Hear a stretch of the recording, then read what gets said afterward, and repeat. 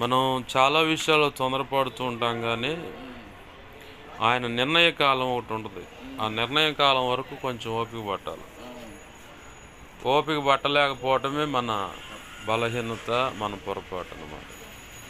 మనం అనుకున్న సమయంలోనేమో మన ఊహల్లో నిర్ణయించుకున్న పిక్చరే అక్కడ కనపడుతుంది.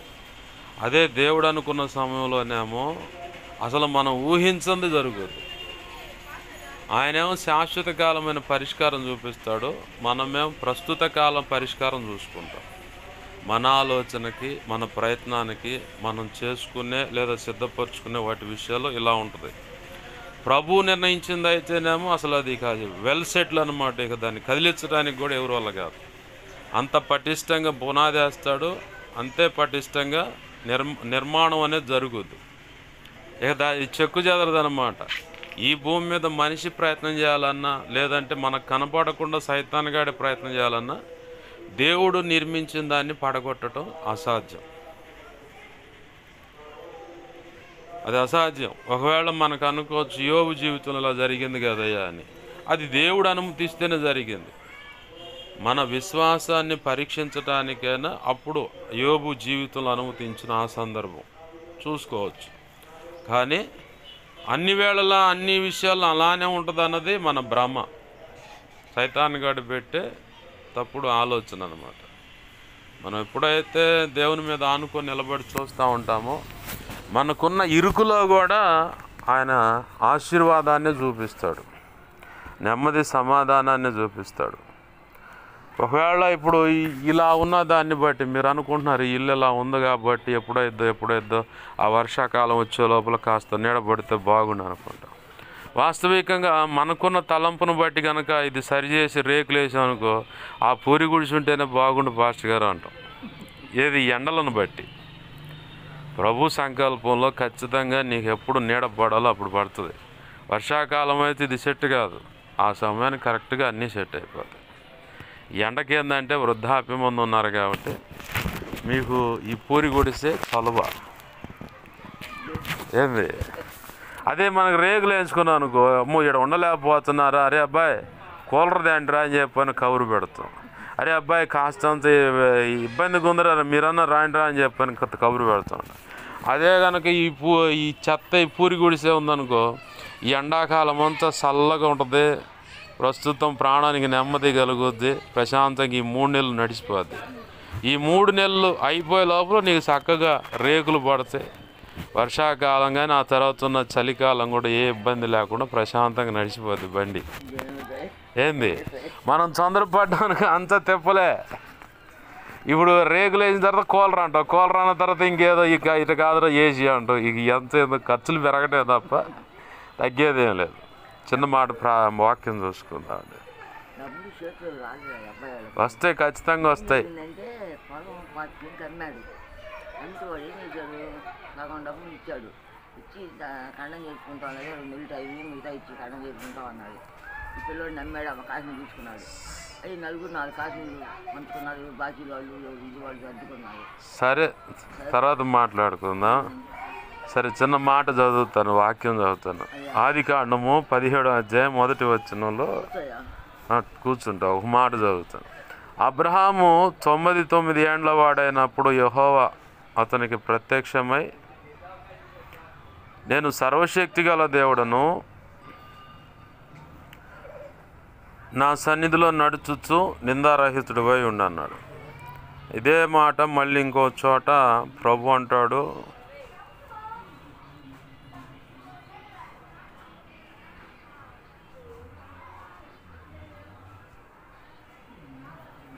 ఆదికాండం 18వ అధ్యాయంలో కూడా ఇదే మాట అంటాడు. ఆయన ఏమంటాడు 18వ అధ్యాయం 14వ వచనంలో, యెహోవాకు అసాధ్యమైనది ఏదైనా ఉన్నదా, మీదిటికి కాలమున నిర్ణయ కాలం ముందు నీ వద్దకు తిరిగి వచ్చేదను, అప్పుడు శారాకు కుమారుడు కలుగునని. ఇదో మాట ఇక్కడ గమనిస్తున్నాం. చిన్న మాట ప్రార్థన చేసుకున్నాం. ప్రేమగల మా తండ్రి, మా కన్న తండ్రి నేసయ్యా, నీకు వందనాలు, కృతజ్ఞతాస్తుతులు మా ప్రభువా. మీరు ఇచ్చిన లేఖన భాగాన్ని బట్టి నీ కృతజ్ఞతాస్తుతులు. ఈ లేఖన కాంతిలో నుంచి ప్రభువా మాతో మీరు సూటిగా తేటగా స్పష్టంగా మీరు మాట్లాడండి. మా అందరికి అవసరమైన నీ శ్రేష్టమైన వర్తమానం అందించి నీ కృపలో వర్ధలు చేయమని. అడ్డగింప చూస్తున్న దుష్టుడు వాడి దోతలు చీకటి అంధకార శక్తులు పూజలు అందుకుంటున్న దేవి దేవతలు అనబడవు నీవి ఏవైనా అడ్డుపడుతున్నా, ఏవైనా ధారాళమైన నీ ఆత్మ నడిపింపు లేఖన ప్రత్యక్షత ఆత్మ ప్రత్యక్షత అందకుండా అడ్డుపడుతుంటే వాటి ప్రభావం వేస్తున్నావు. నీ మహాపునరుద్ధాన శక్తి ద్వారా బంధిస్తున్నావు, విసిరి నిత్య నరకంలోకి విసిరి కొడుతున్నావు. అక్కడే ఇప్పుడే అవి లయమైపోను గాక, వాటి ప్రభావం లయమైపోను గాక. నా చుట్టూరు మా చుట్టూ నీ సిలువ రక్తపు కంచెను, రక్షణ కంచెను, అగ్ని కంచెను వేసి నీ మహిమే కానీ ఇక్కడ ఆవరింప చేసి మాతో పాటు మీరుండి మా అందరితో మాట్లాడమని బతిమలాడుతూ, నీ పక్షం వహించి నేను బలహీనయ్యా, నేను అంత బలం నీకు బాగా తెలుసు. నా సమస్త అవిధేయతల అతిక్రమ దోషాలు ఆజ్ఞాతిక్రమలు పునః క్షమించి నీ సిలువ రక్తంలో కడిగి పవిత్రపరచు. పరిశుద్ధాత్మతో నన్ను నింపు ప్రభు. బలమైన నీ సన్నిధి ప్రభావం ఇక్కడ ఉండునుగాక. కాందాల్లాషరాబా ఇర్మియా 1వ అధ్యాయం 9, 10, 18, 19 వచ్చిన ప్రకారం నీ కృప నాకు అనుగ్రహించి, యేసుకేలు 2వ అధ్యాయం 1, 2 వచ్చిన ప్రకారం నీ కృప మాకు ఇచ్చి మీరే మాతో మాట్లాడమని సహాయం చేయమని నువ్వు ఇచ్చిన లేఖనాన్ని బట్టి కృతజ్ఞతాస్తుతులు చెల్లిస్తూ యేసు నామములోనే ప్రార్థన సమస్తం పొందుకొని నేను మహింపరచుకుంటున్నాం మా కన్న తండ్రి. ఆమెన్. ఆమెన్. ప్రభునందు సమకూడిన మీ అందరికీ ప్రభు అయిన యేసుక్రీస్తు వారి పేరట నా హృదయపూర్వకమైన వందనాలు. నా మాటలు వింటున్న వారికి కూడా వందనాలు. ప్రభు అంటున్నాడు ఇక్కడ ఆదికాండం 17వ అధ్యాయంలోనేమో నేను సర్వశక్తి గల దేవుడు అని అన్నాడు. అలాగనే ఆదికాండం 18వ అధ్యాయం 14 వచనంలోనేమో యెహోవాకు అసాధ్యమైనది ఏదైనా ఉన్నదా అంటున్నాడు. సర్వశక్తి గల దేవుడు అని అంటున్నాడు, అసాధ్యమైనది ఏదైనా ఉన్నదా అంటున్నాడు. ఇప్పుడు మనం దేన్ని నమ్మాలా? యేసయ్య సర్వశక్తి గల దేవుడనే నమ్మాలా? ఓకే, నమ్ముతున్నాం, బాగుంది. నమ్ముతున్నాం, మనకెందుకు డౌట్లు? ఆయన అంటున్నాడు మళ్ళీ నాకు అసాధ్యమైనది ఏదైనా ఉన్నదా అంటున్నాడు. అసాధ్యమైనది ఏదైనా ఉంటే నువ్వు దిగులు పడాలి. నేను సర్వశక్తి గలడు. సర్వశక్తి అంటే ఆయనకున్నంత బలం ఇక ఎవరికి లేదు. అంత శూరుడు అన్నమాట, బలశాలి. ఆయన గంభీరమైన దేవుడు, అసమానుడైన వాడు అన్నమాట. అసలు ఆయనకి హద్దులు పెడతానికి లేదు. అంత మహాదేవుడు, అంత శక్తి గల దేవుడు ఆయన. మరి ఆయనకి అసాధ్యమైనది ఏమైనా ఉన్నదా అని అడుగుతున్నాడు. అంటే ఇక్కడ దేవుడు అడుగుతున్న మాట ఏంటంటే, అక్కడున్న భక్తులు ఎవరంటే అబ్రహాం గారు, శారమ్మ గారు. ఇన్ని సంవత్సరాలు వేచి ఉన్నావు, బాగుంది. ఇంతగా పడిగాపులు కాసావు, బాగుంది. ప్రార్థన చేసావు, బాగుంది. దేవుని మాట పట్టుకొని నడుస్తున్నావు, బాగానే ఉంది. కొద్ది కాలానికి ఎందుకు కదిలిపోతావు? కొద్ది కాలానికి ఎందుకు దిగులు పడతావు? ఇక్కడ అబ్రహాం శారమ్మలు కూడా అదే పరిస్థితి కనపడుతుంది. అక్కడ ముందేమో అబ్రహాంతో మాట్లాడాడు, 18వ అధ్యాయానికి వచ్చేసరికేనో అబ్రహాం శారమ్మలు ఇద్దరితో మాట్లాడుతున్నాడు. నాకేమైనా అసాధ్యమైనది ఉన్నదా? నాకు చేతగాంది ఏదైనా ఉందా అన్నాడు. నీకు అసాధ్యమైనది ఏదీ లేదు ప్రభు అన్నారు. మరి ఇంకెందుకు మీరు కదిలిపోతున్నారు? నేను చెప్పిన మాట ఎందుకు నమ్మలేకపోతున్నారు? దేవుడు భవిష్యత్తును ఎరిగినవాడు, నిన్న నేడు ఇక ముందు తెలిసినవాడు దేవుడు. మనకైతే నిన్న తెలుసు, కొద్ది గుర్తుంటే. ఈరోజు ఇప్పటి వరకు ఇక్కడ నుంచి వెనక్కి ఏం జరిగిందో అంతే. అంతకుముందు కాలం నిద్ర లేచింది మొదలు ఇప్పటి వరకు ఏం జరిగిందో కొంతలో కొంత గుర్తుండదు, కొంత గుర్తుండదు. కానీ ప్రభువుకు ప్రతిదీ స్పష్టంగా గుర్తుంది. ఆయన నీకు ఒక మాట ఇచ్చాడు, నిన్ను ఆశీర్వదిస్తానన్నాడు, పలానా విషయంలో సహాయం చేస్తానన్నాడు.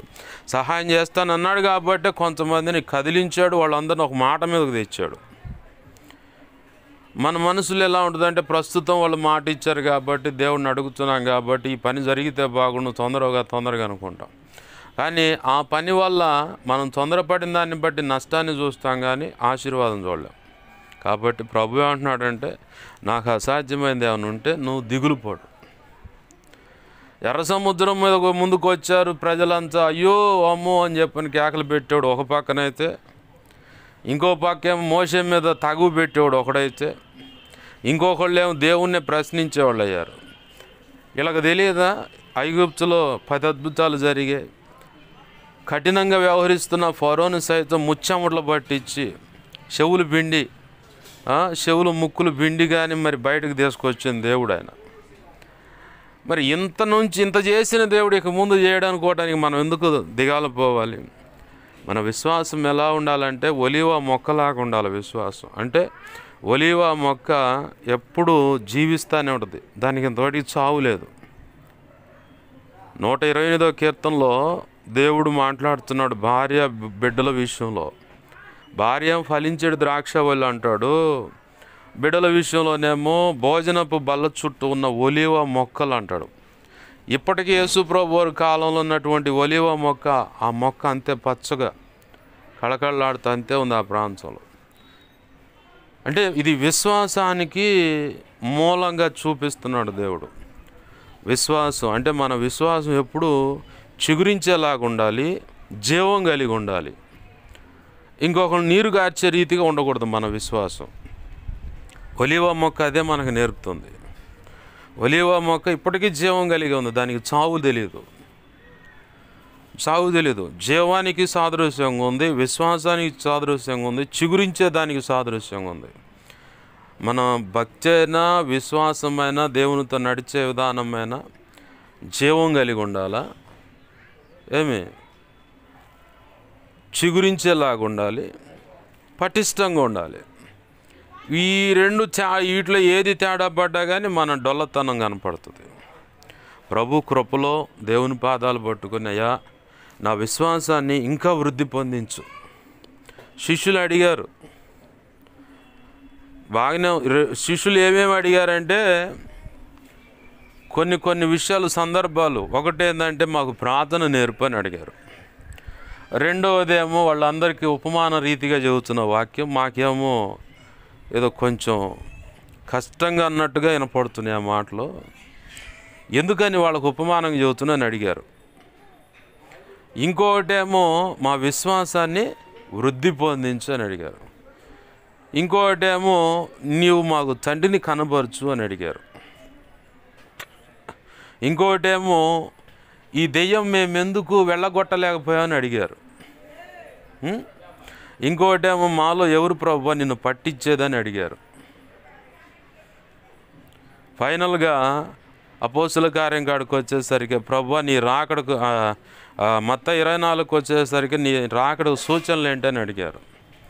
ఇక ఫైనల్గా ప్రభు పునరుద్ధానుడే తిరిగి లేచి వెళ్ళిపోయే ముందుగా, అయ్యా నీ మళ్ళీ ఎప్పుడు ఎలా వస్తావు, ఏంది దానికి సూచనలు ఏంటంటే అవన్నీ దేవుడు చూసుకుంటాడులే అని చెప్పని, అయితే మెట్టుకు మీరు పోయి మేడగదిలో కనిపెట్టండి, పైనుంచి ఆత్మ పంపిస్తాడు దేవుడు, వాగ్దానం చేసిన ఆత్మను పంపిస్తాడు, దాని ద్వారా మీరు బలపడతారు అన్నాడు.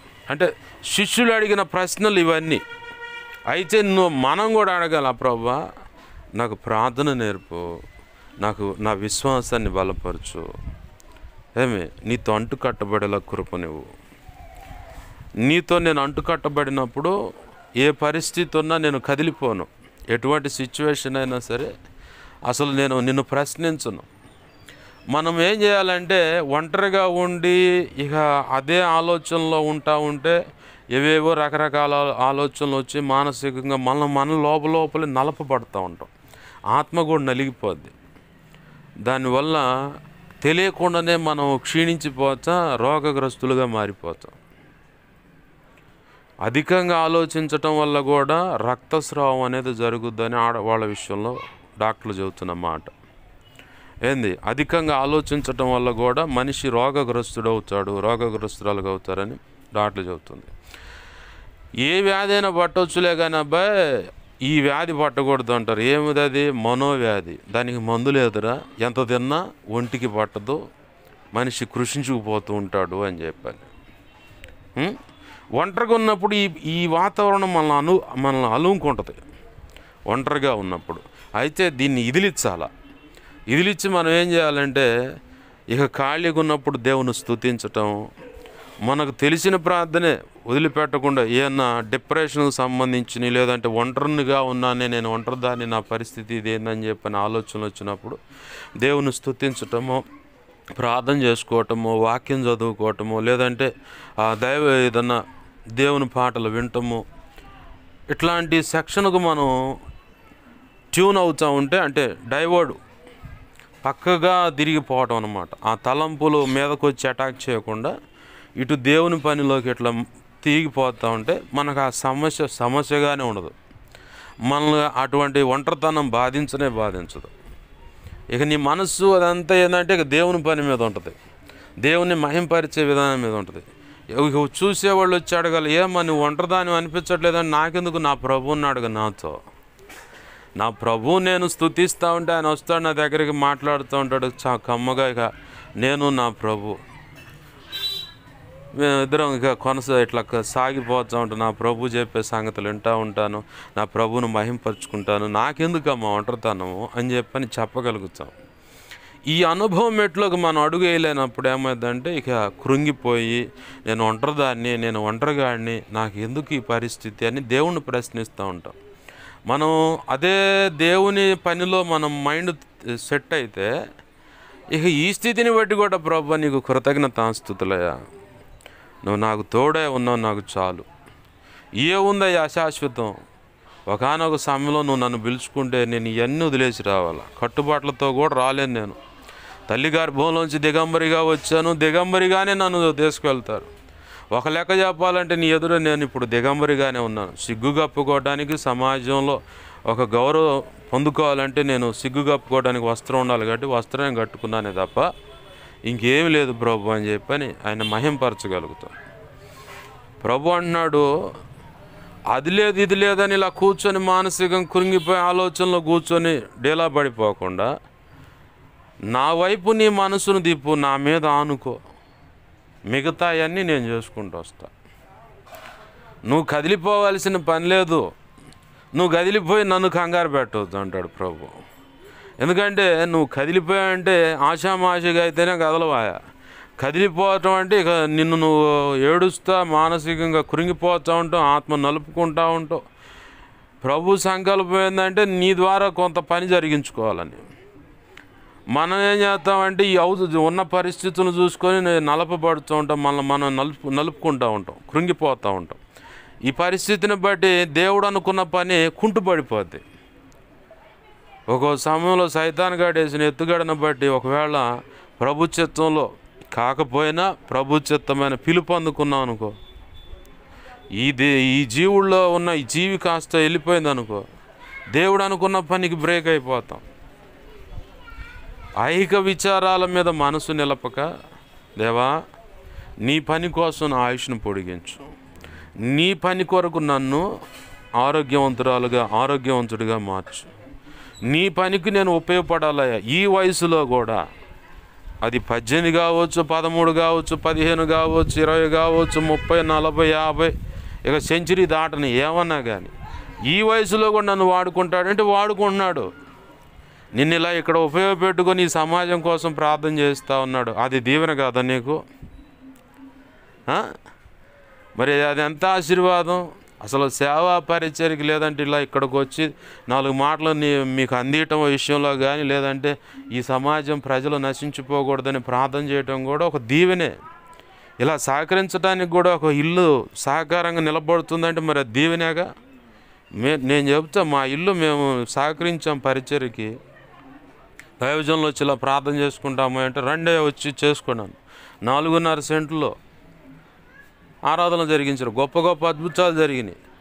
అసలు మేము ధాన్యం నిల్వ చేసుకోవడానికి ఎక్కడ పెట్టాలి ఎక్కడ అని చెప్పని ఎతుకులాడాము మేము. అంతగా దేవుడు ఆశీర్వదించాడు. దేవునికి మహిమ కలుగునుగాక. హల్లెలూయా. ఇంత స్థలం సరిపోదు, 10 సెంట్ల స్థలంలో ఉన్న గోడం కూడా సరిపోదన్నమాట. అంత దిగుబడి ఇచ్చాడు నా ప్రభు. ఆయనకు సహకరించటం వల్ల అంతగా ఇహపరమందు అన్ని విషయాలు దీవించబడ్డాం. మరి ఇది దేవుని పనేగా. ఆనాడైతే జరిగింది, ఈనాడు ఇప్పుడు నువ్వు లేదంటే ఇక్కడున్న వాళ్ళు సహకరిస్తున్న దాన్ని బట్టే ఆ దీవెన మనం పొందుకోగలుగుతున్నాం.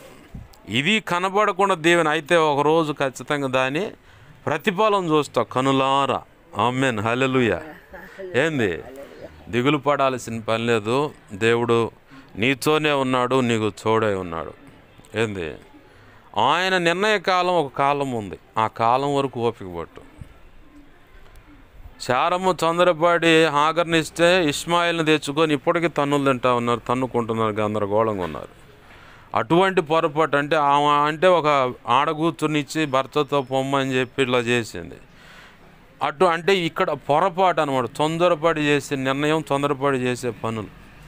అలా దేవుని తొందర పెడతాం ఇలాంటి సెక్షన్లు అన్నమాట. ఇట్లా పెట్టుకోకుండా మనం దేవుడు చెబుతున్నట్టుగా ఇదిగో నిర్ణయ కాలం ఒకటి ఉంది, ఆ నిర్ణయ కాలం వరకు ఓపిక పట్టు, ప్రార్థన చేసుకో. ప్రభు ఖచ్చితంగా నువ్వు ఊహించలేని అద్భుతం అన్నమాట. వాస్తవానికి అబ్రహాం శారమ్మ పండు వృద్ధాప్యం ముందుకు వచ్చారు. ఎంత అంటే ఆమెకేం 89 అయితే ఈయనకేం 99, అంటే 10 సంవత్సరాలు తేడా. ఆమె గురించి రోమపత్రికలో ఏం చెప్పిందంటే, రోమపత్రికలో పౌలు భక్తుడు ఏం చెప్పాడంటే, ఆమె గర్భం ఉడిగిపోయినదే, లేనిది ఉన్నట్టు ఉన్నది లేనట్టు చేయగల దేవుడే ఆయన మేము నమ్మాం కాబట్టి అబ్రహాం గారు నమ్మాడట. శారమ్మ కూడా ఆ విశ్వాసాన్ని బట్టి గర్భం అంటే బాగా పండు వృద్ధాప్యంలోకి వెళ్ళిపోయినా, గర్భం ఉడిగిపోయినా విశ్వాసమును బట్టి గర్భం దాల్చి ఇస్సాకు అనే ఆశీర్వాదాన్ని పొందిందంట. మన కళ్ళ ముందు కనపడితే పరిస్థితులు ఇది అసాధ్యం, వల్ల కాదు, ఇక అయిపోయింది, ఇక ఈ పరిస్థితి నుంచి ఒడ్డున పడేసేవాడు ఎవడూ లేడండి, అంత కఠినమైపోయిన పరిస్థితులు అన్న పరిస్థితి నీ జీవితంలో ఉన్నా ఆయన వైపు చూస్తే అబ్రహాంతో ఏమన్నాడు దేవుడు, నీ ఒక్కగాని తీసుకొచ్చి బలిపీఠం మీద హోరేబు పర్వతం మీద బలిచ్చేసాడు, నేను చూపించు పర్వతం అన్నాడు. ఆడకు పోయాడు, కట్టెలు నిప్పైన తీసుకొని తండ్రి కొడుకు ఎక్కారు కొండ. బలిపీఠం మీద చేతులు కట్టేసి ఇసాకును పండబెట్టి కత్తి తీసుకొని పొడబోతుంటే, ఆగు అబ్రహామా అన్నాడు. ఇందును బట్టి నువ్వు దేవునికి భయపడుతున్నావు నేను గుర్తించాను అని అక్కడ రాసి ఉంటే, హెబ్రీ పత్రికలోనేమో మరణించిన ఆ బూడిదగా ఉన్నటువంటి ఆ బూడిదలో నుంచి కూడా ఇస్సాకును సజీవుడుగా ఇవ్వగలడు నా దేవుడు అన్న విశ్వాసం కలిగి ఉన్నాడు. కాబట్టి మానసికంగా బలిపీఠం మీద ఇస్సాకును మానసికంగా అర్పించేశాడు. అర్పించిన ప్రభు ఆపటాన్ని బట్టి సజీవుడిగా పక్కన పెట్టుకున్నాడు. ఏంది ఎంత గొప్ప విశ్వాసం చూడు. అసలు అసాధ్యం ఆ పరిస్థితులు రావు ఇక అనుకున్న పరిస్థితుల్లో నుంచి దేవుడు అద్భుతం చేసి ఆశీర్వదిస్తే, మనకు అంత కఠినమైన సిచ్యువేషన్స్ ఉన్నాయి మన చుట్టూరు లేవుగా. మనం అనుకుంటున్నాం మన చుట్టూ ఉన్న పరిస్థితులు ఇంత కఠినంగా ఉన్నాయని, ఆయనకేమి లేవు. ఆయన అనుకున్నట్టు సమస్తం క్రమంగా జరిగిపోతూ ఉన్నాయి. మరి నేనేం చేయాలి పాస్టర్ గారు అంటే, ఓర్పు బట్టి ఆయన పాదాలు పట్టుకొని ఎప్పుడు ఆయన కదిలిస్తూ ఉండు. నీ దాసుని ద్వారా నాకు మాట మాట్లాడావు, నాకు ఒక మాట ఇచ్చావు, ఓపిక పట్టు, నేను కార్యం చేస్తానని దేవుడు చెబుతున్నాడని చెప్పని నువ్వు చెప్పావు కదా. ఆ మాట ప్రకారం ప్రభు నాకు నా విషయంలో కార్యం జరిగించని చెప్పి ప్రార్థన చేయి, ఖచ్చితంగా నా ప్రభు కదులుతాడు. ఆమేన్, హల్లెలూయా. దిగులు పడాల్సిన పని లేదు. ప్రభు పాదాలు పట్టుకొని దేవుడిని అడుగుదాం, దేవుడు ఖచ్చితంగా కార్యం చేస్తాడు. ఎందుకంటే ఆయనకు అసాధ్యమైనది ఏదీ లేదు. ఆయనకు సమస్తం సాధ్యమేనమాట. దేవుడు అనుకున్నది ఖచ్చితంగా నెరవేరుస్తాడు. అయితే కొంచెం ఓపిక పట్టు. ప్రభు నువ్వు ఊహించిన దానికంటే ఇంకో ఉన్నతమైన ఆశీర్వాదాన్ని నువ్వు చూసేలాగా, మనం చూసేలాగా దేవుడు చేస్తాడు. ఆమేన్. అలాగ ప్రభు అయిన యేసయ్య చేయునుగాక. ఆమేన్. చిన్న మాట ప్రార్థన చేసుకుందాం. ప్రేమగల మా కన్న తండ్రి యేసయ్య, నీకు వందనాలు, కృతజ్ఞతాస్తుతులు మా కన్న తండ్రి. అయా, మీరు అందించిన సందేశాన్ని బట్టి నీకు స్తోత్రాలు. విన్న మాటలు వ్యర్థమైపోకుండా మా హృదయాలు పదిలపరచండి. అనేక పర్యాయాలు నెమరు వేసి నేను మహింపరచుకోవడానికి కూడా కృపను దయచేయండి. మీరు ఇచ్చిన మాటను పట్టుకొని ప్రభు నీ సన్నిధానంలో ఎత్తిపట్టి ప్రార్థించే కృపను దయచేయండి. మాలో నిరీక్షణను, ఓర్పును, విశ్వాసమును, పట్టుదలను పెంపొందించండి. మీ శిష్యులు అడిగారయ్యా కొన్ని విషయాలు, అడిగిన ప్రతి దానికి సమాధానం చెప్పావు. ఈరోజు కూడా మేము అడుగుతున్నాం ప్రభు, మాకు మీరు ఇచ్చిన మాట విషయంలో ఎదురున్న పరిస్థితుల విషయంలో కదిలిపోతున్నట్లయితే క్షమించండి. మీరు ఇచ్చిన మాట నెరవేర్చగల సమర్థులు. యోసేపుకు ఒక మాట చెబితే ఆ మాట ఎంత తొందరగా నెరవేరుద్దామా అని చెప్పి అతను తరిమికుంటూ, దేవా నీవు అతను వెనకాల పడి నడిచిన దేవుడు, ఆనాడే దేవుడు కాదు ఈనాడు కూడా దేవుడివే, అంతకంటే గొప్ప దేవుడవు ప్రభు. నీకు అసాధ్యమైంది ఏదీ లేదు, సమస్తం సాధ్యమే. నువ్వు దేవా సర్వశక్తి గల దేవుడు, మేము విశ్వసిస్తున్నామయ్యా. ఇప్పటి వరకు చుట్టూ ఉన్న పరిస్థితులను బట్టి కదిలిపోయి దుఃఖపడి ఒంటరితనాన్ని బట్టి దేవా నిన్ను గాయపరిచిన సందర్భాలు ఉంటే క్షమించయ్యా.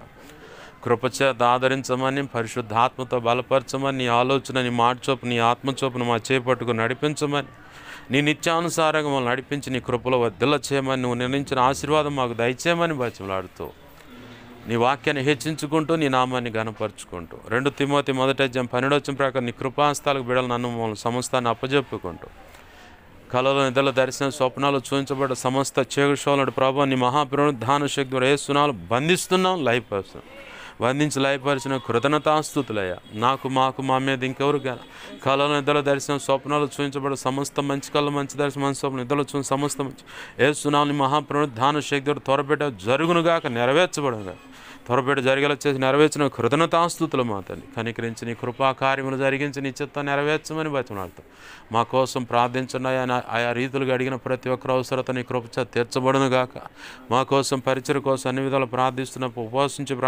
ప్రార్థిస్తున్న ప్రతి బిడ్డ దీవించబడి బలపరచబడి అభిషేకించబడి నీ సేవలు గొప్పగా వాడబడును గాక ప్రతి అక్కరత నీ కృపచేత నీ మహదేశ్వరంలోంచి తీర్చబడును గాక ఇక్కడున్న సంఘ బిడలను సంఘాలను ఎదుగుతా నీ సమాజాన్ని ప్రజలను ఇక్కడ సహకరిస్తున్న బిడలను తల్లిని కూడా దీవించి ఆశీర్వదించి నీ కృపాస్తాలకు అప్పజవుతూ శ్యామ విషయంలో కూడా గొప్ప కార్యం జరిగించండి తన తండ్రి విషయంలో కూడా జోక్యం చేసుకొని ఇదిగో తల్లికి మరి ఇంటి విషయంలో ప్రభు పెద్దల వాళ్ళ కుటుంబ సభ్యులందరూ మాట్లాడుకున్నామని చెప్పిన దాన్ని బట్టి వారందరినీ కూడా కదిలించి నీ గొప్ప కార్యంలో ఈ ఇంటిపై కప్పు దేవ పడేలాగా తల్లికి నెమ్మది కలుగునట్లుగా కృపదచ్చి వాళ్ళు కూడా ప్రతి నెలకు ఒకసారి వారానికి ఒకసారి 15 రోజులకు ఒకసారి బిడ్డను దర్శించడానికి మాట్లాడటానికి కూడా కృపను తెచ్చి అన్ని విధాలు అన్ని విషయాలు కృపను గురించి నీ చిత్తం నెరవేర్చిన మాత్రం మహిమ పొందమని బతిమలాడుతూ ముందున్న ఆరాధన క్రమాల్లో మీరు చూడండి చక్కగా జరిగించిన మాత్రం మహిమ పొందమని బతిమలాడుతూ యేసయ్య ఉన్నతనంత శక్తిగల నామమున అడిగి వేడుకొని ప్రార్థించి సమస్తం పొందుకొని నీ కృపాస్తాలకు బిడ్డలందరినీ నన్ను మమ్మల్ని పరిచయం ఇక్కడున్న సంఘ బిడ్డలు సమస్తాన్ని అప్పచెప్పి దీవించి ఆశ్రయించి మహింపొచ్చుకున్నాం మా తండ్రి ఆమేన్. ఇప్పుడు మన తండ్రి అయిన దేవుని ప్రేమయు ఆయన ప్రియకుమారుడైన యేసుక్రీస్తు వారి కృపయు పరిశుద్ధాత్మ దేవుని అన్యోన్య సహాయ సహవాసము సమకూడిన అలాగనే ఇక్కడున్న బిడలకు అలాగనే సంఘ బిడలకు అలాగనే పరిచయ ద్వారా జరుగుతున్న సంఘాలు సంఘ బిడలకు సమస్తానికి సార్వత్రిక సంఘంలో సకల పరిశుద్ధులకు నిత్యత్వము చేరు పర్యంతరం సదాకాలము చూడండి ప్రభు చిత్త ప్రకారం సమస్తం నెరవేర్చి మనందరినీ దీవించి ఆశీర్వదించునుగాక ఆమెన్. యేసు రక్తమునకే జయం, ప్రవేశ రక్తమునకే జయం, ప్రవేశనామము సంపూర్ణమైన విజయం కలుగును గాక. అపవాది వాడి దూతలు చీకటి అంధకార శక్తులు క్రియలు అవి ఎంత ప్రమాదకర మంత్ర ప్రయోగాలను వాటి అన్నిటికీ అనంతనాశ సర్వనాశనం నిత్యనాశనం కలుగును గాక. ఆమెన్. యేసు రక్తమునకే జయము జయము జయము. యుద్ధము యెహోవాదే. హల్లెలూయా హల్లెలూయా హల్లెలూయా. అందరికీ వందనాలు. ప్రభు యొక్క మహా ఉచిత కృప మనందరికీ తోడే ఉండి నడిపించును గాక. Amen amen amen.